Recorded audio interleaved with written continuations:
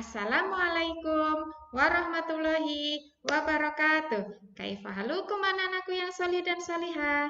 Bagaimana kabar kalian semuanya hari ini? Semoga saja kalian dalam keadaan sehat dan tetap semangat. Anak-anakku yang solih dan solihah, hari ini jumpa lagi dengan Bu Ena. Kita akan belajar materi baru, yaitu akhlak tercela. Tapi sebelum kita belajar, pastikan terlebih dahulu ya, hari ini kalian semangat semuanya. Sudah mengawali kegiatan hari ini dengan yang pertama, ngaji morning. Yang kedua, sholat duha. Dan yang ketiga, jangan dilupakan ya, membantu ayah dan bunda.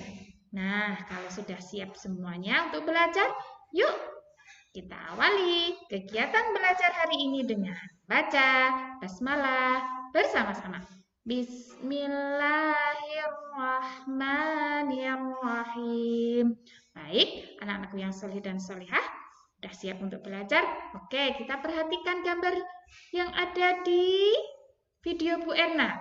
Kira-kira ini gambar apa anak-anakku yang solih dan solihah? Iya, ini adalah gambar seorang teman yang sedang marah-marah kepada temannya. Ya, nah kebetulan nih hari ini kita akan belajar seperti yang digambar ini, yaitu kita akan belajar akhlak yang pertama, akhlak tercela yang pertama yaitu marah. Apa sih itu marah? Oke, siap untuk belajar? Yuk, marah. Nah, gambarnya seperti ini ya, kalau orang marah. Marah itu sama dengan ghadab. Apa? Marah itu sama dengan ghadab. Nah, sekarang kita akan mempelajari apa sih marah itu. Nah, marah itu adalah melampiaskan rasa kesal, kecewa, dan tersinggung. Nah, marah itu terjadi apabila ada rasa kesal, ada rasa kecewa, ada rasa tersinggung di dalam diri kita. Paham nggih? Apa itu marah atau ghadab? Marah atau ghadab itu adalah lampiasan rasa kesal. Ya, kita melampiaskan rasa kesal, kecewa, dan tersinggung. Paham ya? Oke. Nah, marah itu akan terjadi jika tingkah laku orang lain tidak menyenangkan hati kita. Paham ya? Contoh teman kita tidak sengaja menyenggol dan kita tidak berkenan, maka pemarah atau sifat marah itu akan timbul pada diri kita. Paham ya? Marah itu akan terjadi apabila tingkah laku orang lain itu tidak menyenangkan hati. Paham ya? Ulangi lagi. Marah atau ghadab itu apa tadi? Dia lampiasan rasa kesal, kecewa, atau tersinggung. Kemudian marah juga akan terjadi apabila tingkah laku orang lain tidak menyenangkan hati kita. Oke, lanjut ya. Nah, orang yang mudah marah disebut apa? Tentunya orang yang mudah marah disebut pemarah. Ciri-cirinya bagaimana ya? Nah, orang yang mempunyai sifat marah itu akan mudah tersinggung, walaupun masalah itu kecil. Paham ya? Sekali lagi, orang yang mempunyai sifat marah itu ciri-cirinya mudah tersinggung. Oke, selanjutnya, akibat dari sifat pemarah itu apa? Nah, tentunya kalian tidak punya teman. Karena apa? Teman-teman menjauhi kalian semuanya. Bahkan dikucilkan oleh tetangga, oleh sahabat, dan teman-teman dekat kita. Selain itu, juga dapat merusak pergaulan. Ya tidak? Iya. Merenggangkan tali persaudaraan, bahkan sampai memutuskan tali persaudaraan. Oke, kita ulang lagi ya. Orang yang mudah marah disebut apa tadi? Pemarah. Nah, kalau orang yang mempunyai sifat marah tadi bagaimana? Akan mudah tersinggung. Ya, Orang pemarah itu ciri-cirinya mudah tersinggung. Walaupun masalah itu kecil. Nah, akibat dari sifat marah apa tadi? Dijauhi teman, dikucilkan teman, dan yang ketiga dapat memutuskan tali persaudaraan. Oke? Ya. Selanjutnya. Nah, ada beberapa cara menghindari sifat marah. Nah, bagaimana? Ini sesuai dengan Rasulullah yang diajarkan Rasulullah. Ketika kita marah, maka bacalah ta'awud. Tahu ta'awud? Ta'awud itu apa bunyinya? Iya. A'udzu billahi minasyaitonir rajim. Artinya apa? Aku berlindung dari godaan setan yang terkutuk. Oke. Paham ya? Ta'awud. A'udzu billahi minasyaitonir rajim. Aku berlindung kepada Allah dari godaan setan yang terkutuk. Ya, setelah membaca ta'awud, maka untuk menghindari marah, kita sering-seringlah membaca istighfar. Istighfar bagaimana bunyinya? Astaghfirullahaladzim. Artinya apa? Ya Allah, ampunilah yang maha agung. Paham ya? Ya Allah, ampunilah aku. Siapa Allah itu? Allah yang maha agung. Kemudian yang ketiga, bila marah, hendaklah segera berwudu. Paham ya? Misalkan di antara kalian tadi ketika marah sudah membaca ta'awud kok masih aja mau marah. Kemudian langkah yang kedua, kok masih marah? Ya, kemudian langkah yang ketiga, segera berwudu. Nah, kok masih marah lagi? Maka langkah yang keempat, yaitu apa?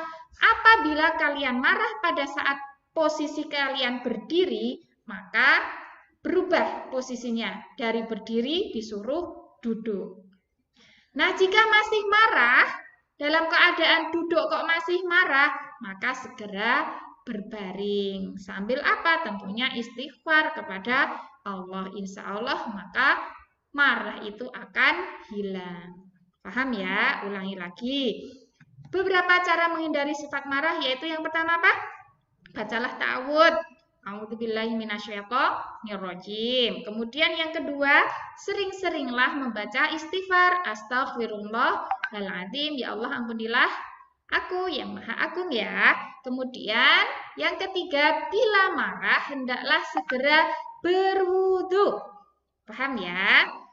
Nah, kalau berwudu masih dalam keadaan marah, maka dengan merubah posisi. Ketika kalian marah, posisi berdiri, maka dirubah posisi kalian disuruh untuk duduk.